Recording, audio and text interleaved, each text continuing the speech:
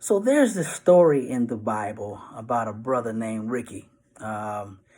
Pretty Ricky, what they call him. Pretty Ricky Fontaine. And Ricky owed the king some money. Ricky didn't have the money. And, Ricky was in trouble because the king is looking for his money. Ricky does not have the money. So the king says, you know what? You got to be sold. Your wife, your children, the dog, the fish, all y'all. You all have to be sold. I'm getting my money. Your Netflix, I'm taking your Netflix. When Ricky heard about his Netflix, he's like, oh, come on, King. I just started watching Breaking Bad. Come on, don't do this to me, King. He said, have mercy on me, King. Have mercy. If you could just give me a little time. I know I'm wrong. I know I messed up. But if you can have mercy on me, King, come on now. I just watched one episode and it's really good. The king, check this out. Because he's wrong. Ricky is in the wrong. And Ricky does not have the money. But he asked for mercy. And he asked for patience from the king. The king says, you know what, Ricky? Get up. Go home. Take your Netflix back. You can go ahead and finish the series. And you know what? I'm canceling your debt. Ricky was cool with just getting his wife, kids, and his Netflix back. But Ricky's like, okay, King, I thank you for sparing me. I'm going to get you your money back. King says, don't worry about it. I'm canceling your debt. So life is good. Ricky, he's like on season 4 of Breaking Bad now. I mean, life is good. Life is good. Ricky runs into Carlton. We'll call him Carlton Banks. Brother Banks owes Ricky some money. Now, this is the thing you got to catch. Banks owes Ricky some money, but it's nowhere near the amount of money that Ricky owed the king.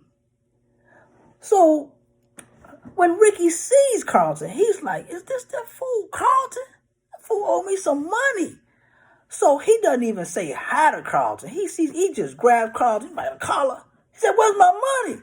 And Carlton's like, oh man, Carlton's looking around for Uncle Phil. He's like, what am I gonna do? What am I gonna do? Will, somebody, come on. And he's like, you know what? I know I messed up. But if you could just have mercy on me. I don't have your money, but I'll get it to you. Just give me a little time. Ricky's like, oh no. Somebody done told you wrong. You crazy. If you don't have my money, I'm locking you up right now. Skip that. Case closed.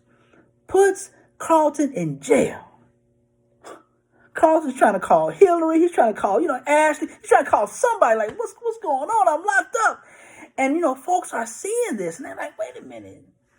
Ain't this the same Ricky that was shown mercy from the king? So word gets back to the king.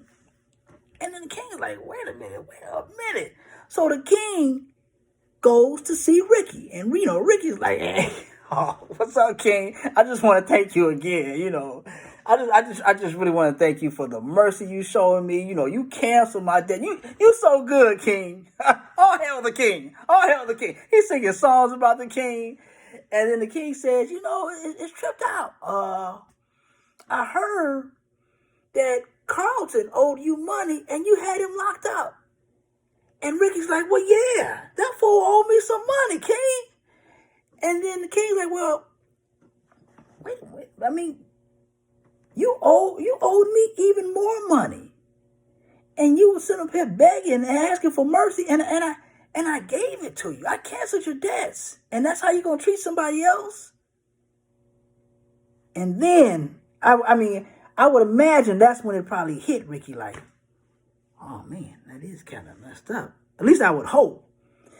And the story ends. Ricky gets locked up. He does not get to finish Breaking Bad. He doesn't know what happened. He don't know who lived, who died. He didn't get to finish the series because he's locked up in jail, being tortured until he could pay back the king.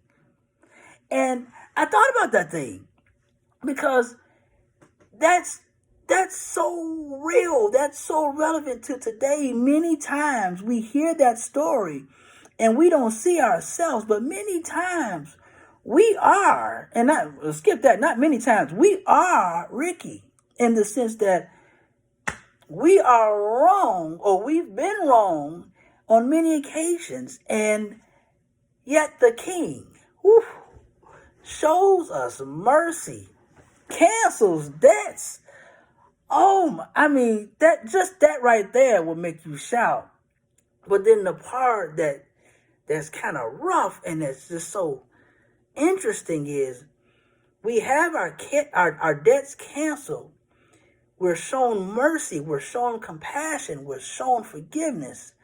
And then when we run into a Carlton, or we see somebody else in the position that we were in, and they are in need of the same compassion, the same mercy, the same grace, then we forget. We forget how it felt when we were down.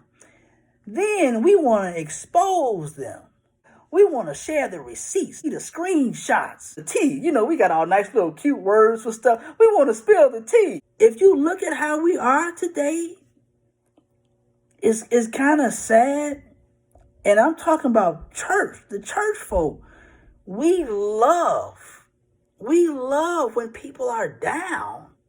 We rejoice in it. We like to expose them. And what we do a lot of times, if somebody is down, a way we try to excuse it is if we say, well, it's already out there. So it's not like I'm saying something that somebody don't already know. We try to say all these little different things to try to rectify the fact that we're kicking somebody while they're down. And we're so thirsty for gossip and for drama that we pay for it now. Somebody say, I'm dropping the receipts. I got the receipts. I got the picture. And we're like, oh, I want to see. And you paying money monthly to go see a piece of somebody's breast, or to see a screenshot of this, or to see somebody's gossip and saying, oh, well, he just need to leave her. Or if I was her, I don't know why she stayed with him. And and it's like, wow. We're just like Pretty Ricky Fontaine.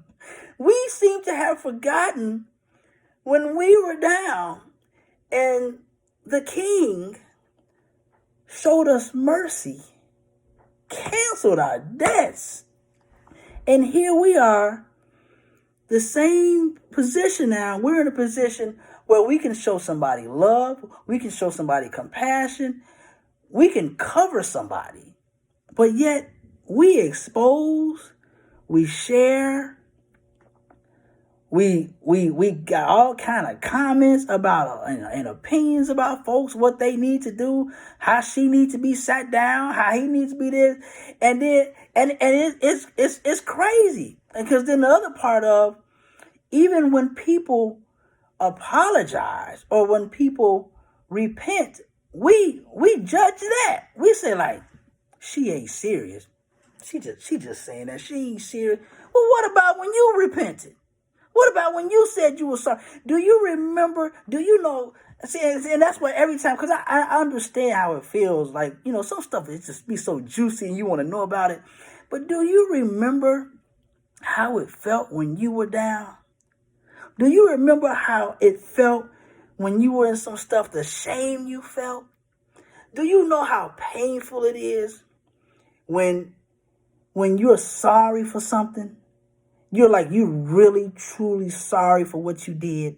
And there's folks that still want to throw it in your face and bring up your past. Do you know how that feels? And when it's us in need of mercy, we're so like, have mercy, I'm sorry. Why can't you take me seriously? But then when the shoe is on the other foot, we're so rough. We're so hard on people. It's tripped out. Because then we'll be the same people in church being phony, talking about, I pray for you, you pray for me, I love you. Holding hands at the benediction. I won't harm you with words from my... Yes, you will. Come on, stop lying. So, yeah, I mean, you need to think about that story. Do you have some Pretty Ricky in you?